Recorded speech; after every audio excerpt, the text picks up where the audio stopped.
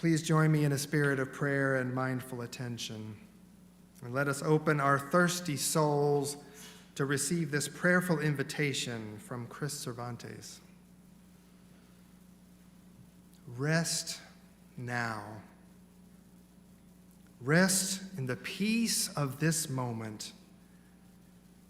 Be at ease. Look up at the stars and down at the grass. Imagine the stars looking back at you over the years, over the centuries, across oceans of empty space. Imagine the feel of the grass on your bare feet and feel it, dry and crunchy, soft and supple. Rest now. Rest in the peace of this moment. Dream for a little while of young people and young animals, innocent in the way of the young, careless and uncaring, accepting everything in their newness. Dream for a little while of the elders and the wisdom they have to give. The voices that say to you, it is right and proper to rest now. Rest in the peace of this moment. Be still at the turning axis of the world and let go of the long unspooling of history, of sorrow and joy and birth and death and all the long years between. Rest now. Rest in the peace of this moment. Blessed be and amen. Please remain seated if you wish and join in our sung response, hymn number 163 in the great hymnal, For the Earth Forever Turning.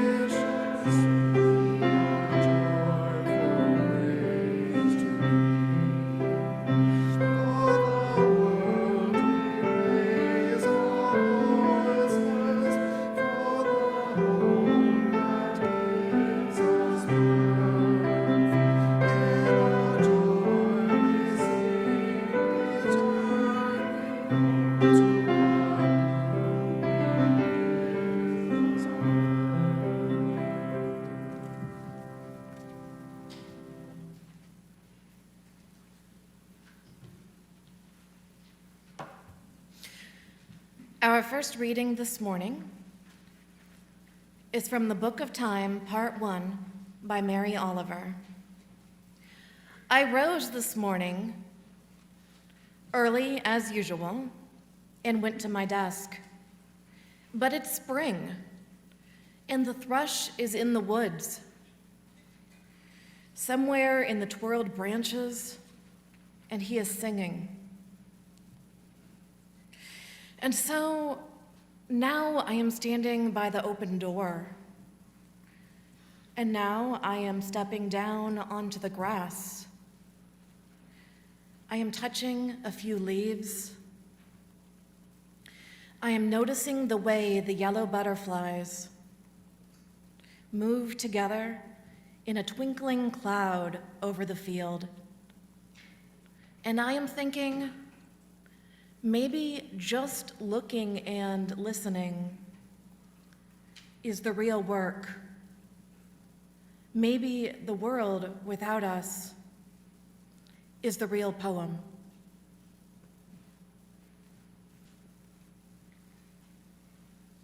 So we gather this morning on this lazy summer day, continuing our exploration of spiritual practice.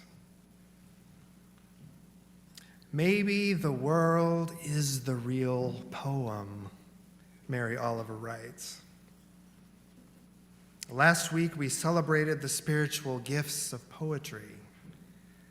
But what if, as the poet suggests, the art of poetry is not just the beautiful words, but is living and breathing among us everywhere we turn, every place we look, every time we listen, each time we touch. Like a poem, the world around us may be shrouded in mystery that can only be unlocked one syllable, one moment at a time. Another poet, Clint Smith, says that poetry is the act of paying attention. That means all of us have the life and spirit-affirming power of poetry living right here, deep inside of us. But paying attention, as the very words imply, has a cost.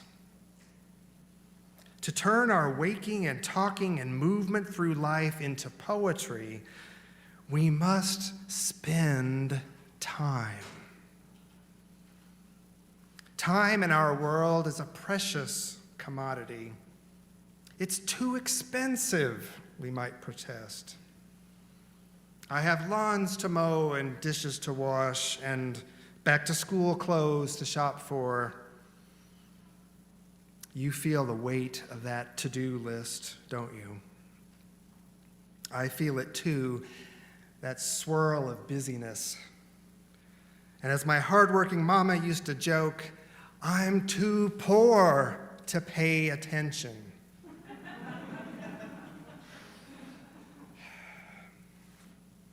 But despite the busyness, one of my joys this summer was to read a book about paying attention. It's this delightful book. It's called On Looking, A Walker's Guide to the Art of Observation by Alexandra Horowitz. And on the front cover here, I know it's very small, the front cover we see the image of a city building, but it's upside down, reflected in a shallow pond, or perhaps it's a large New York City mud puddle. I've decided to forgive the ableist title. Some of us may see and move differently, but the practice of deep attention is available to all, even those who can't look with eyes or walk with feet.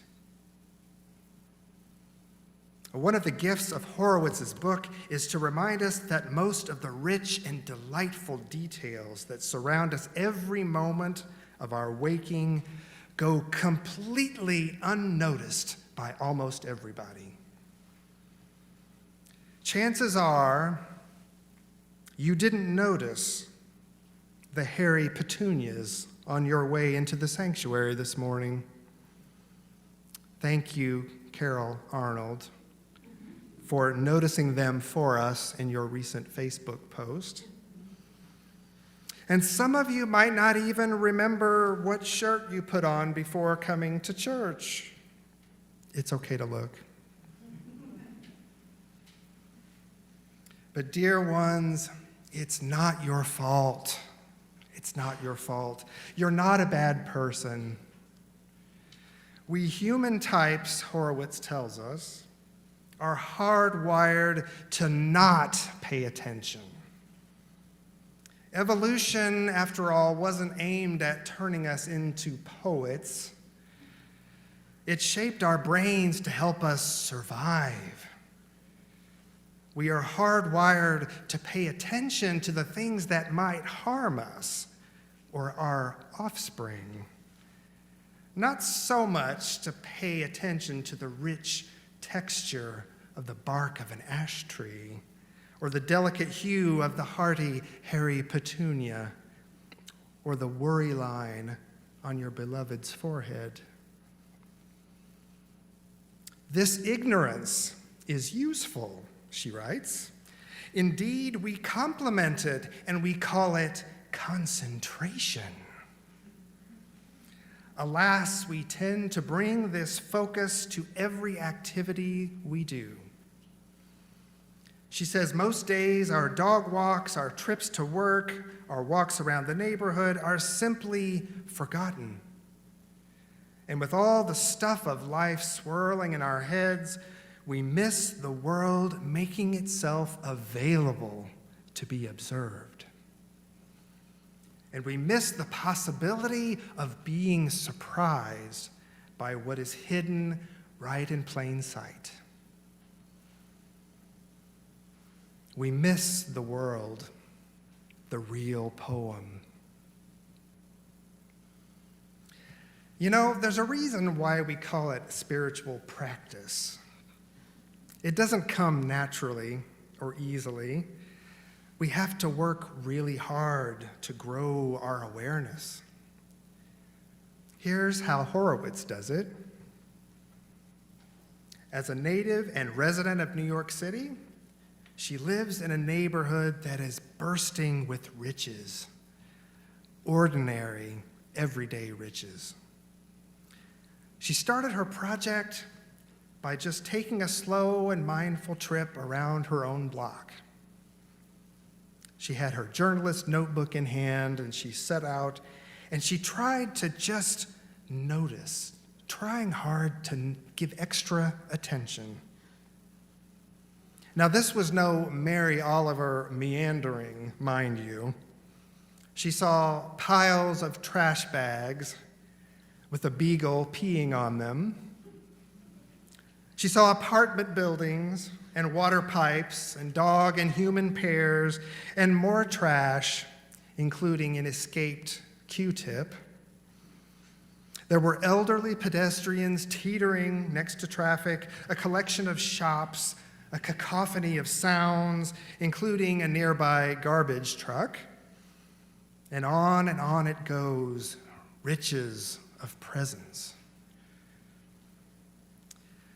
But then she got the idea that different people might notice different things. So she tries the same walk with her toddler. Now, anyone who's ever tried to take a walk with a toddler knows what I'm about to say. He couldn't walk 2 feet without stopping to explore some amazing object or his own toes. The toddler discovered many things that the parent hadn't noticed. Having just learned the letter O, he saw O's everywhere. Circular shapes that activated his imagination. Then it was triangles. Kids notice more. They know how to pay attention to the things we've stopped seeing.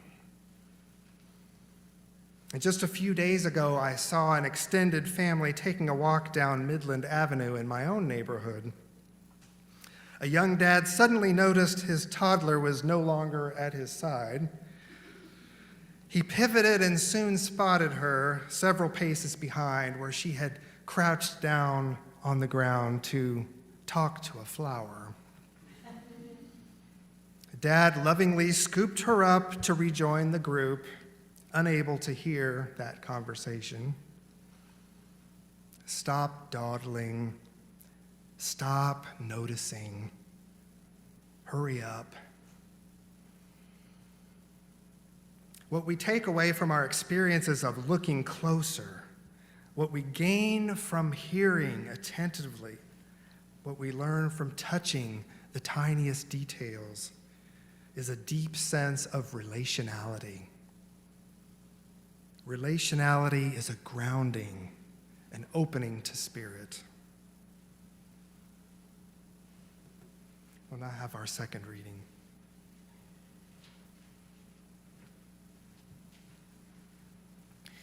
Our second Mary Oliver poem this morning comes from the longer work, Flare. This is part 8. The poem is not the world. It is not even the first page of the world.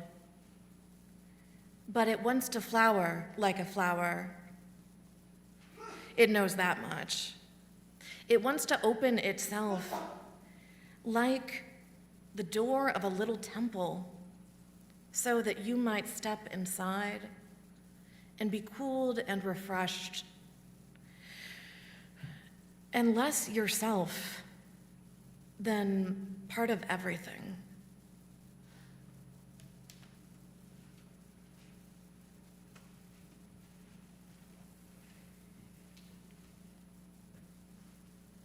How much spirit could we reawaken if only we could reclaim a child's sense of wonder? Deep attention is a religious act, an act of reconnecting. With deep attention, any place can be a holy place. Like the little girl on Midland Avenue, the place of attentiveness is where we meet life face to face, where we discover joy. I remember the movie from a couple of summers ago, In the Heights, by Lin-Manuel Miranda. And the thing I remember most fondly about that film was the scene where Nina Rosario comes home from college to her Brooklyn neighborhood. And she's glad to be home, but what she missed the most were the sounds of her neighborhood. She closes her eyes and just takes it all in. The car humming down the avenue, the bouncing of basketballs, the voices of neighbors, the chirp of birdsong. It was the sound of life weaving itself all around her. I find myself doing this sometimes, just opening a window and letting the soundscape wash over me. It makes me feel connected to the holy, to the sacred. My personal journey, in fact, began with deep exploration of what I called at the time micro-spirituality. What began big with the fascination of clouds and sky soon turned small. On winter hikes in the woods, I gave myself the time and the space to really experience the tiny, tender wisps of life that clung to every inch of the ground. Who knew there were so many kinds of mosses? Wee forests that feel like velvet and smell like life. And in summer, the joys continued with concerts by crickets and cicadas. By practicing deep attention, I came to realize that all creation, both the natural and humankind, is a sanctuary, a sacred temple of the here and now. What spiritual treasures are on your private altar, whether actual or imagined? What fellow beings, animal, vegetable, or mineral, what sounds and sensations and textures can become for you the talisman that transports you to sanctuary? How can they sustain you during your times of spiritual need? And now, a third reading.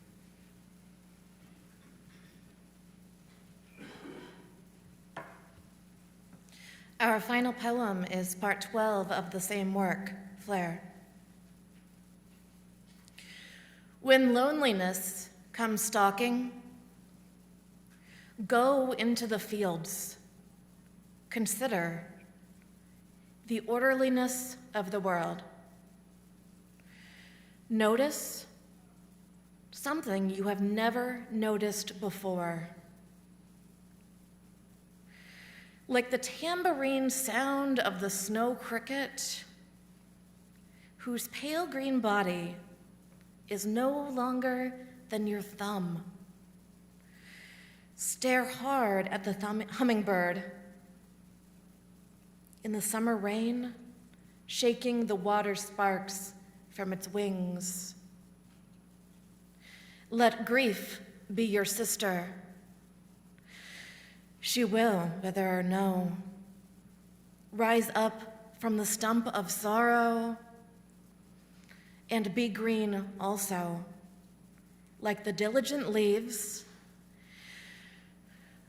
A lifetime isn't long enough for the beauty of this world and the responsibilities of your life. Scatter your flowers over the graves and walk away. Be good-natured and untidy in your exuberance. In the glare of your mind, be modest and beholden to what is tactile and thrilling. Live with the beetle and the wind. This is the dark bread of the poem. This is the dark and nourishing bread of the poem.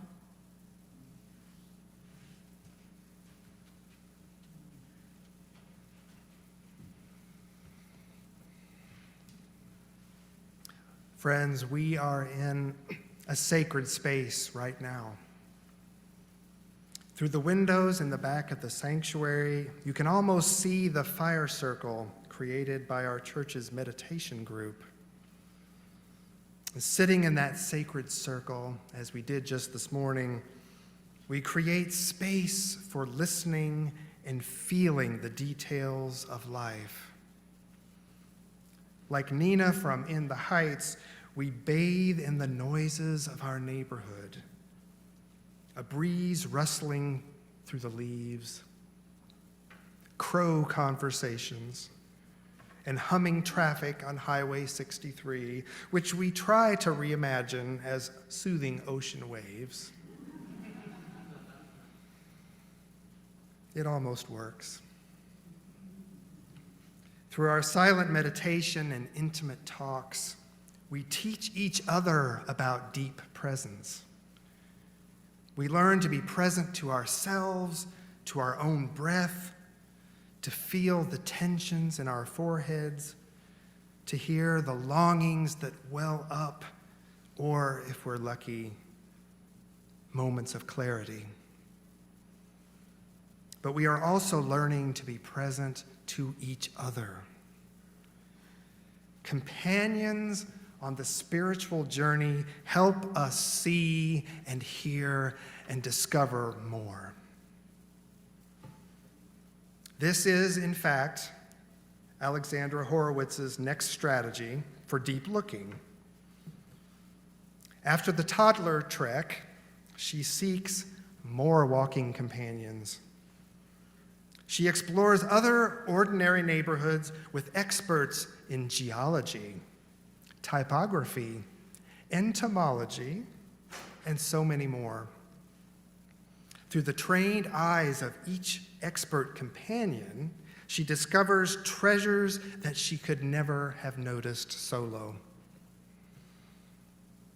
The geologist changes what Horowitz sees, pointing out all the natural stone culled from the earth and turned into apartment buildings and skyscrapers. She befriends the living stones, feeling the tiny grooves made by ancient sea worms in the Indiana limestone, and admiring the texture of Missouri red granite. Building materials come from deep in the earth, and they have stories to tell. Then there's the walk with the typographer, a maker of letters, in a neighborhood that abounds with signs and wonders.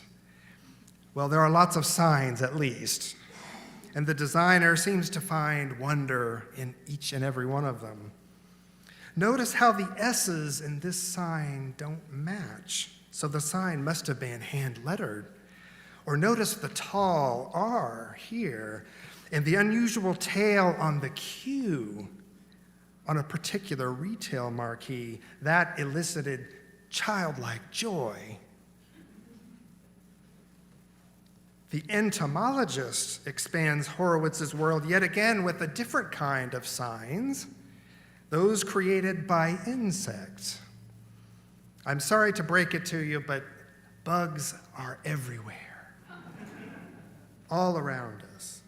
And Horowitz soon finds joy in turning over dead wood to find insect trails and learning about those curious bubbles that pop up on leaves, egg sacs laid by a certain kind of wasp, he says, evidence of an entire universe of symbiotic relationships. One of my favorite of her 12 walks is the quirky companion who lovingly photographs a discarded couch with one leg missing, and then goes inside every public building to see who or what might be waiting for them inside, to greet them or chastise them for trespassing, or to open a doorway to a new community. How often do we pass through neighborhoods and never see anything but the facades? How can we be more curious about what lies within?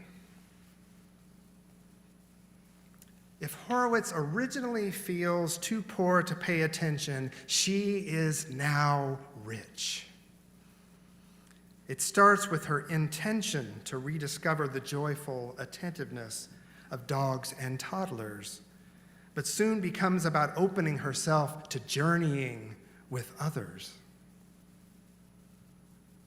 The poet Mary Oliver doesn't suggest exploring with bug experts, exactly, but I think she would have approved.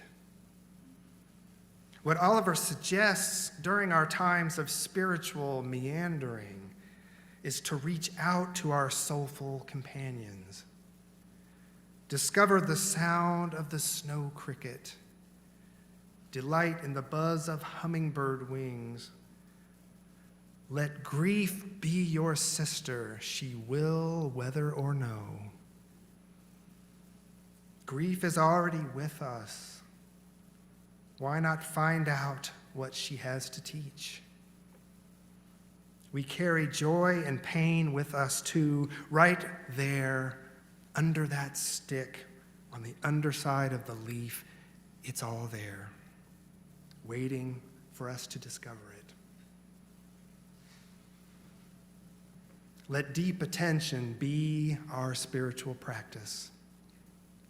But we need companions and teachers along the way to hone our senses, to relieve our spiritual poverty. Let us choose our companions thoughtfully, to grow our knowledge, to multiply our perspectives, to taste the rich abundance that lies in store when we pay deep attention. This is the dark and nourishing bread of the poem. Amen and blessed be. Let us celebrate this time of deep spiritual attention this morning with our closing hymn. Please rise as you're willing and able to sing hymn number 298 in our gray hymnal, "Wake Now My Senses."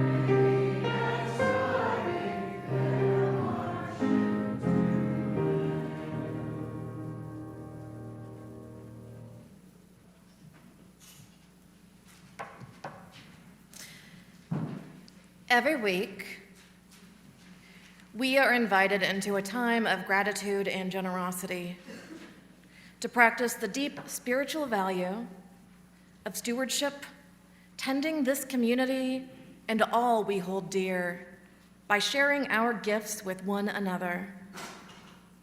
Your contributions this morning will go to support the work of this congregation and our monthly Faith to Action partners.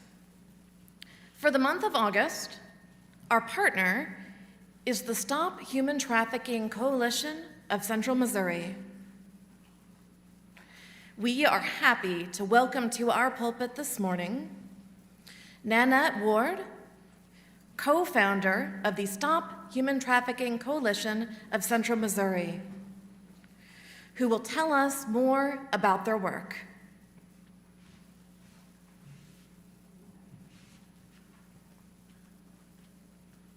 Good morning.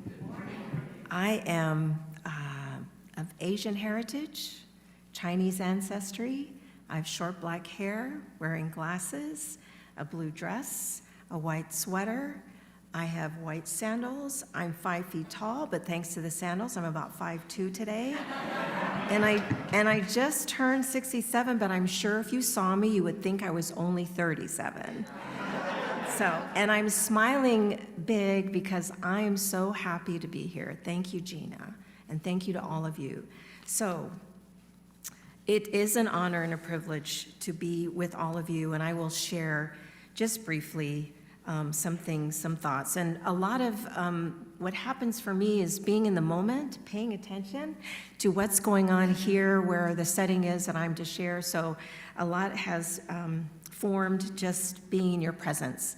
I often use the letters A, B, C to bring attention to the human trafficking issue, and A is usually aware, but you know what I have to change that word to today. Attention, yes.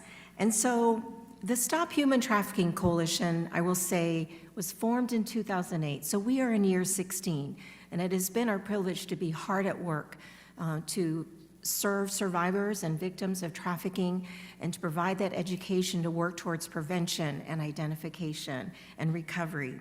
So the A is awareness. We engage all the time in lots of education, but it is attention today. We provide education so that people can pay attention differently in their community. We talk about what sex trafficking is. We talk about what labor trafficking is. These are hard things to talk about. but we boldly do it, as the word boldly in your mission statement, which I love, so that they can see the world differently and notice and identify where people are suffering, where people are taken advantage of. B is believe. We believe that it is a horrific crime that is very pervasive in every community, in our community, in every state, in every nation in the world, that we know that there are people who are exploiting children, women, and men, both here in our communities who are our fellow citizens, as well as people who have come into our country. We know that there are people called traffickers who are exploiting through force, fraud, and coercion, and making profit off of the use of our children, women, and men in forced labor and commercial sexual exploitation. We know those traffickers come in all shapes and sizes. They're family members, they're business owners, they're everyone, and they're everywhere. And we know that there are buyers in this horrific criminal industry, which is the fastest growing criminal enterprise, $150 billion made in profit using humans as products. And we know that these buyers perpetuate this crime from continuing to happen. And we try to boldly speak of those as well, those who are not aware of where there's forced labor in products that we buy. It's just very difficult to do. And that there are buyers who want to use individuals for sexual purposes, and that proliferates traffickers wanting to get those victims for that use. But we also believe that there's recovery and restoration possible for these victims, and that our relationship is of value and significance and the difference maker. And we believe that every one of us matters, and we believe that everyone can make a difference. We have to believe all these things, or we should just stay home, right? We believe in hope and healing, and we believe in that returning home again, even if home was not where you originally started, but a new place where you feel welcomed and whole again. And I appreciated this song about returning again. I'm going to tell you C, and then I want to tell you just two individuals that we recently have served. C is collaborate. We collaborate with everybody. We collaborate with volunteers who provide rides to individuals like Gina, and collaborate in fundraising events. We collaborate with Jane Doe Review, which Violet, it was during COVID, so I never actually met you. We collaborate with churches and feel so welcome to come in and talk to you about this issue. We collaborate with law enforcement. We collaborate with anyone and everyone that we need to move this healing and understanding forward in our communities. I collaborated with Reverend Molly. When I saw her name, I realized, oh my gosh, she's in my contacts. She helped, her name was given to me when there was a Spanish-speaking individual from Mexico who had ended up in this country in a horrific accident, and if we had not helped her back to her country, she was at high risk for being trafficked. And I believe it was your church who helped pay for her Greyhound bus ticket to get further south where her family could meet her and take her back to safety. Thank you for all of that collaboration, for your hearts, for the generosity of your giving this month. I want to welcome you to the table later and help yourself to a lifesaver. It says, be a lifesaver, report human trafficking. If I can be so bold as to ask for these to be shared, even though they're at the table, I want to make sure that everyone gets one of those cards so you don't leave track of who we are. We did serve dozens of individuals this past year, emergency shelter, car repairs, cars donated to help survivors get to work, months of rental assistance, nights of emergency lodging in hotels, thousands of volunteer hours, transportation, rides to and from work, to and from appointments, so that individuals who have been exploited, who have suffered, can be in our communities and strive to be whole and healed, and be back in our community, because they are individuals who do make a difference in who we are as a community. And so thank you again. I don't know if that was under 5 minutes, but that was my outside window. It was perfect. Oh, good. Okay. Thank you, everyone.